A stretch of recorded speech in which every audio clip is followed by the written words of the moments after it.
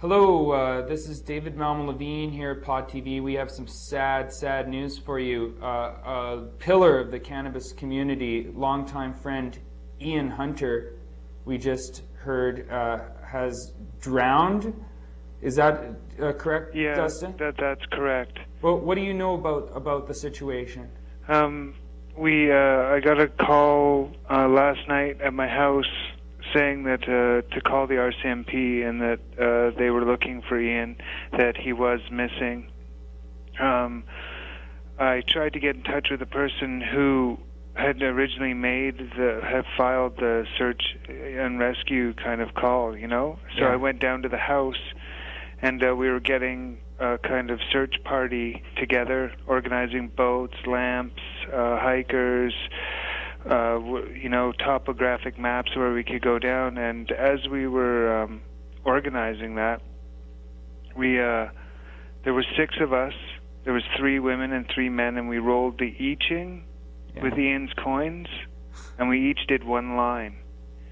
And I don't have the numbers on me right now, but the reading was very, very truthful and to the point. And as we went down to the beach to kind of get our heads about where we were going to be searching, that's when we saw 2 search and rescue boats coming in, one of them pulling in the boat that Ian had taken out onto the water, and they were pulling it to the dock.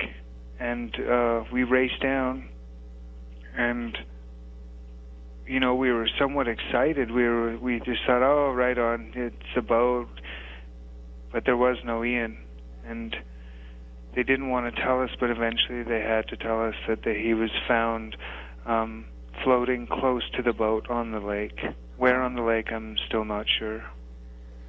Harsh. And at that moment, we began. We had circle ceremonies. We baptized ourselves in the lake where the boat was.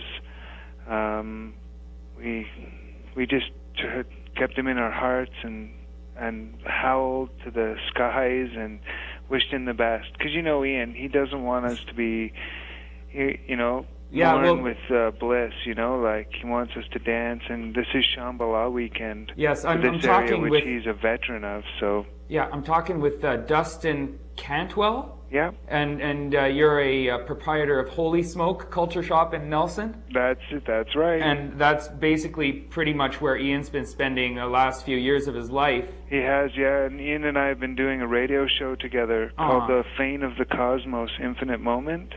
This is no normal pod activist. If you could just... we're going to cut to a kind of a videotape of him talking in the Grasstown 25th anniversary back in '96. But before we do, I'd just like for you to share maybe your first time meeting him and a warm memory of him, and I'll do the same very briefly, and then we'll come back later after the clip with Chris and Dustin, or Chris and Paul doing the same thing. Well, Ian didn't exactly pop in one moment. He seemed to just appear and disappear as he would check out the store and come in and leave, and a few weeks later pop in again. But slowly his presence was felt more and more, and eventually he did decide to move here, and we felt so blessed to have a spiritual activist, social reformist, teacher, brother, cannabis sacramentalist. We were so blessed to have him here, and also Reverend Demuzi. Yeah. And other people from the coast who were slowly coming out here. But Ian was he totally invigorated the community. He set up the Valhalla Institute, which was responsible for shamanic and entheogenic plant research. He had chakra parties. He had yoga, Tai Chi. He was involved in every aspect of the community. He recently was elected onto the board of the Eco Center in town and was in the process of pulling the Eco Center into a new era of eco-activism, and he was integral part of Shambhala. His what was it, harm reduction kits for ravers and information, and just his being there. I just spent the whole weekend with him at Coots Roots.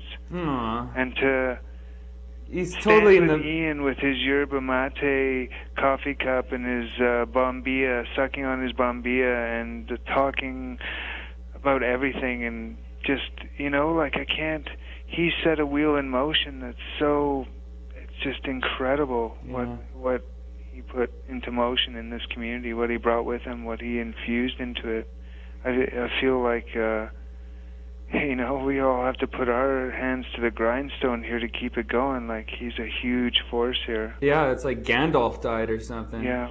Yeah, like I can remember back in like 91 or 92, me and Yana met Ian Hunter down on the Magic 300 Hastings block back before there was a Hemp BC, and he seemed like to be at the beginnings of something really magical in Vancouver, right at the heart and the center of it. So he brought people together and brought them under kind of a ritualistic or magical anything is possible type of atmosphere, and I think that's very valuable. Oh, he always pushed the boundaries. Yeah. And you couldn't, with Ian, you could have an idea and then he would stretch it out for you, you know?